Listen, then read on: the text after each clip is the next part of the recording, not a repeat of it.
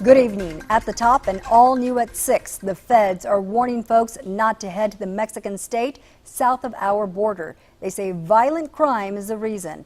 Channel 5's Tracy Bragg spoke to a member of a volunteer group who says, warning or not, her group will continue to cross the border. That's right. The members of that group say they meet every day at 6 to cross the border into Tamaulipas. It's a risk they say they must take. Warning, do not travel to the Mexican state of Tamaulipas.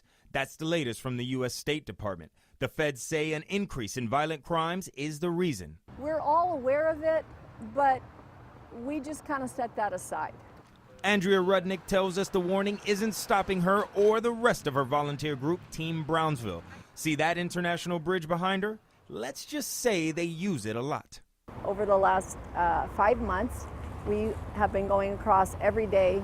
Why? Rudnick says she and several of her friends wanted to see how things looked south of our border for those wanting to cross into the U.S. There were people camped out all along the bridges, mothers, babies, men from all different countries. Rudnick says the team was created to help those folks. We go give food to people in a couple of different places, so yes, we do have to travel on the streets of Matamoros. That's on foot, after dark. Rudnick says when it comes to protection, well, they're all they got. And we do stick together just for our own protection. Honestly, the asylum seekers are the most important thing. According to the U.S. State Department's website, what Rudnick's group is doing isn't advised. A statement posted on the government site reads in part, the U.S. government has limited ability to provide emergency services to U.S. citizens in many areas of Mexico. Rudnick tells us as long as the group can physically cross the border, they will. That's regardless of what the State Department has to say about it. Now, Team Brownsville also helps asylum seekers once they make it to this side of the border.